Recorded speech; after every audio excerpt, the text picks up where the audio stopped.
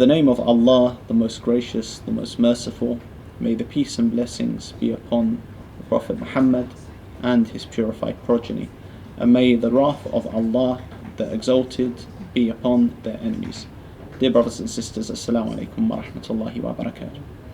In the last episodes, we raised some of the questions that we want to answer, inshallah ta'ala, throughout this series, and we continue our series now relating to the rights of non-Muslims in a legitimate Islamic state, and to the concept of jizya and what jizya is.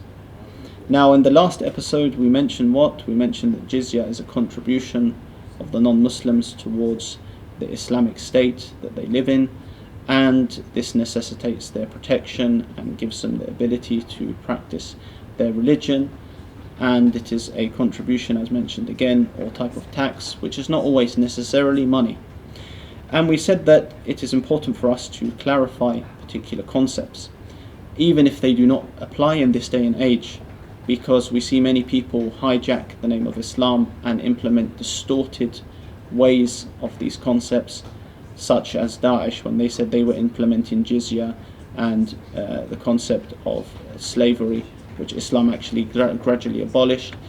And we also found that even in some prisons, some thugs were implementing a type of protection money towards non-Muslims, and some media outlets try to say that this is jizya, but as we know, this is just politics of prison and it's nothing to do with jizya. Therefore, it's important for us to know about these concepts, even if they would not apply today, because if Islam is a complete and perfect system for all of humanity, then there should be no problematic concepts. Rather, some of these concepts may just need elaboration and explanation. The question now arises that some people have. They say that jizya is a discrimination against non-Muslims. A person who is an atheist or non-Muslim may come and say that we live in a secular society and we don't differentiate between people. So why within a legitimate Islamic state is there a separate type of tax allocated towards non-Muslims? Is this not discrimination? Now, what we say is firstly no, because Muslims have their own obligatory taxes that they must pay. For the Muslims, they have the zakat and they have the khums that would be upon them to pay in a legitimate Islamic state. Now, this argument of it being discrimination maybe could apply if the non-Muslims on top of the jizya had to also pay the Islamic tax. But as we know, they do not believe in these Islamic taxes, and it would be unfair for them to have to pay zakat and khums. Therefore, there's no discrimination here. Within a legitimate Islamic state, the non-Muslims have their contribution and the Muslims have their own contribution, which are the Islamic types of taxes. And even so, we find that within society, even secular society, or mostly secular, for example, if you go to register to a doctor's within the UK, or you register in some other places, they ask you your ethnicity, they ask you your religion. This isn't a type of discrimination. This may be for data, this may be for statistics, etc. So even we find within society there are situations where you ask, okay, are you this religion, are you no religion, what do you follow, etc. So the same way within an Islamic state, a legitimate Islamic state, the Muslims have their allocated taxes, and the Christians and Jews and the Zoroastrians and the people of the book, they have their own allocated taxes, which do not apply to Muslims, and vice versa, Muslim taxes do not apply to them. So we see that this is a type of fairness there. But what would not be fair, for example, is if we say that the non-Muslims would live in a legitimate Islamic majority Muslim state and they do not pay anything, they do not contribute anything. What we might say in English is that this is someone who's like a freeloader. He wants all the benefits of something, but he doesn't want to contribute anything himself. So if the non-Muslims who are living peacefully and under protection due to this contribution that they pay don't pay anything, and then the Muslims are the ones who are having to pay, then there would be no fairness there. Therefore, again, what do we say? We say that there's no discrimination, as this tax of jizya is for the non-Muslims, and the Muslims have their own taxes. And this money also goes towards the running of the state, because someone might ask, okay, so some of these non-Muslims give their contribution, what does it go towards? Some of the commentators and scholars mention the following. They say that firstly, maintaining the army, secondly, building houses. So with this money that's paid, more houses can be built, more buildings can be constructed. And thirdly, the public treasury. So the public treasury is something that Muslims and non-Muslims alike can benefit from. If there's someone needy and he needs assistance and he needs help, then he goes to the public treasury, which can be built upon the money and wealth that is given by the Muslims and the non-Muslims. So there's no problem there. There's nothing there of discrimination. Rather, this actually contributes towards running the society, and it is not fair for someone to say that, oh, I'm not going to pay anything and they have to pay everything.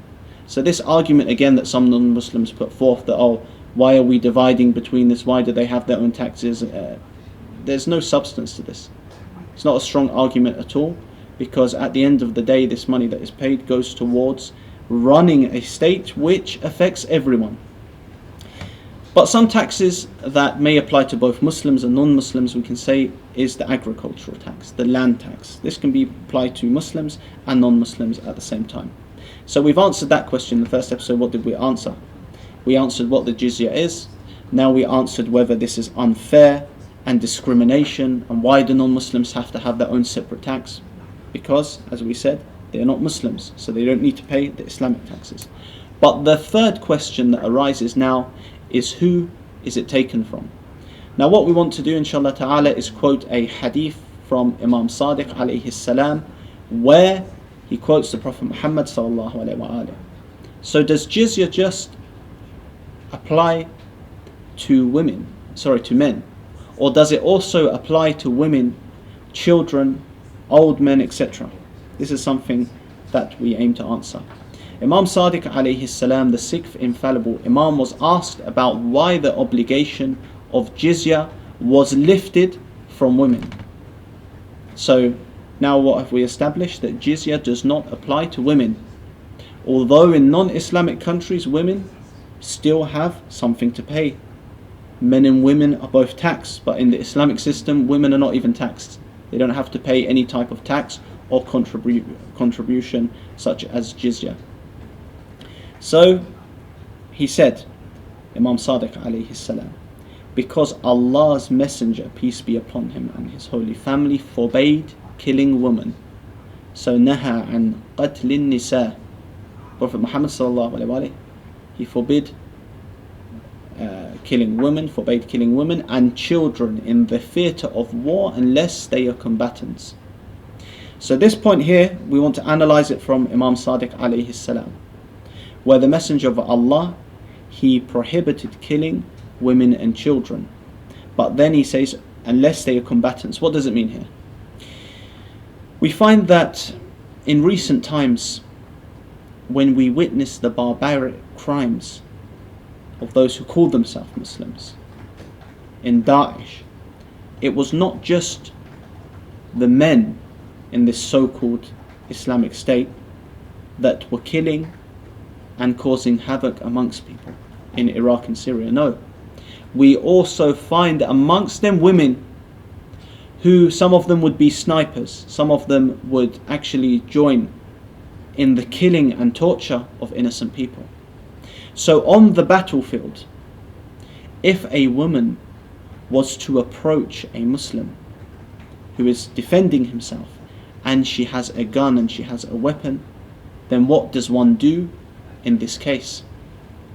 Does it mean she's not allowed to be fought against at all? That death will not be caused to her because she's been fought against? What is the solution in this case? Because just to mention, dear brothers and sisters, in Islam we don't have this pacifist attitude. We understand that there is good violence and bad violence. What do I mean by this?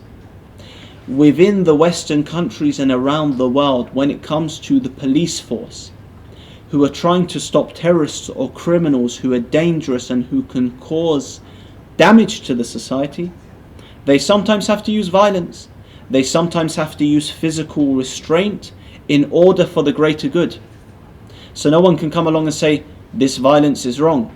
If there is someone with a machete and he is going around hacking people to death, or we say, oh, the police go and give him a flower, do anything to him? No. Everyone will say that the maximum or the minimum amount of force which can be considered as violence should be used to stop this person harming people. So within Islam we have the same concept, that in some things, yes, war does exist. If people are being attacked, if the Muslims are being attacked, and it is in order for them to defend themselves, then yes, the use of war is allowed, but not to oppress innocent people, not to go kill innocent people that many of these Salafis unfortunately do. They do violence against them. No, we don't have this. If it is in self-defense, it is fine. So what did I say again to recap on that point? There is good and bad violence, and the bad violence is a violence that comes from oppression. So let us continue the hadith from Imam Sadiq alayhi salam. Because Allah's Messenger, peace be upon him and his holy family, forbade killing women and children in the theatre of war unless they are combatants. But let's continue. If she is a combatant too, then restrain her as far as possible, and so long as you do not fear disorder. So it is saying here, according to the teachings of the Prophet Muhammad sallallahu alaihi wasallam and the Ahlul Bayt alayhim as-salam, that even if this woman is fighting you and she is trying to kill you within the battlefield, don't kill her straight away. Try to physically restrain her and overcome her without killing her. This is what the religion of Islam says. It doesn't say just kill them straight away, like some other people would do. Rather, try to physically stop her. The same can be said for children. Why? Because Hanif mentioned children as well. Are there times where children can become combatants? Yes. We saw with Daesh, for example, that these sick individuals would teach their children to blow themselves up, teach them a distorted form of martyrdom, and to even teach them how to behead and decapitate people. You would see a little kid, he has on his forehead something with one of their slogans or their logo on it, and he would take a knife and behead a small, teddy bear, small bear. And this is seen by the world. These accursed mal'oons, what they've done to the image of Islam, may Allah punish them for that. But what do? They brainwash their kids and train them also to become combatants, or in some cases they have involved their kids in war. Very unfortunate.